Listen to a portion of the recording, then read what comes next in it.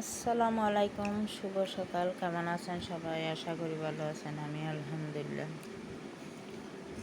ভালো আছি। তো এখন নাস্তা খেতে বসলাম। আর বললা বৃষ্টি এখন আবার আন্ধারও জেরগে। তো সবার কি অবস্থা